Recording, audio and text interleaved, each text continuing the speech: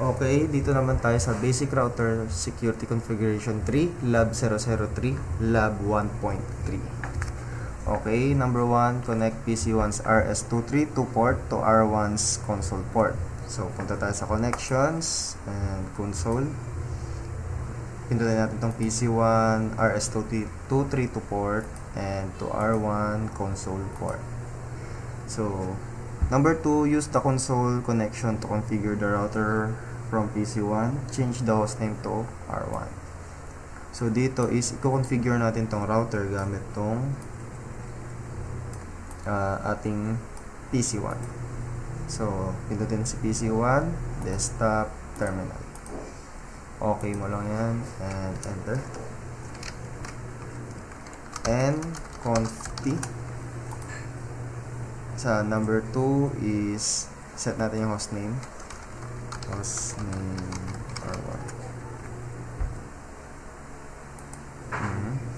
Number 3, mag-set daw tayo ng enable secret. Ayan. Enable secret Cisco. Number 4, mag-set daw tayo ng console password of R1 to CCNA and make it required to connect to R1 by the console port. Check the running configuration.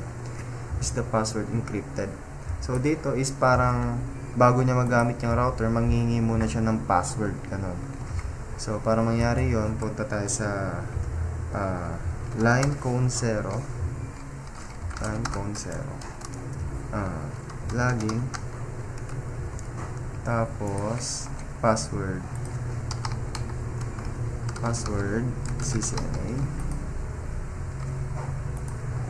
Ayan, nalagyan natin siya ng password and end natin.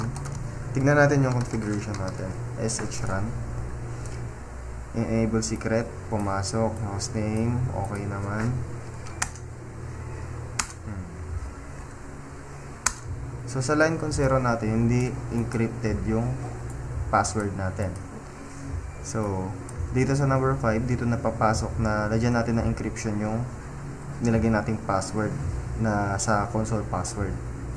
And check natin ulit natin sa running configuration and save natin ang configuration. Okay, gawin na natin number 5.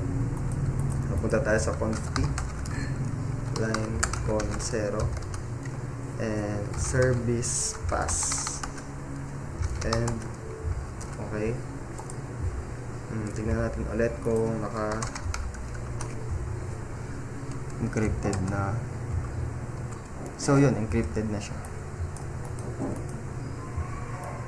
Verify. Okay, save natin yung configuration. WR. And reload natin. Confirm. So, tingnan natin kung na-save yung mga configurations natin. At tingnan natin kung may magre-record siya ng password bago gamitin yung router. So, yun. Nanghingi siya ng password. Ang password dito, CCNA. And nanghingi siya ulit ng password. Ang nalagay natin dito, Cisco. And SHRun tayo. So, yun. Nasave pa rin yung configuration natin na hostname, enable secret, tsaka yung line console. So, yun lang.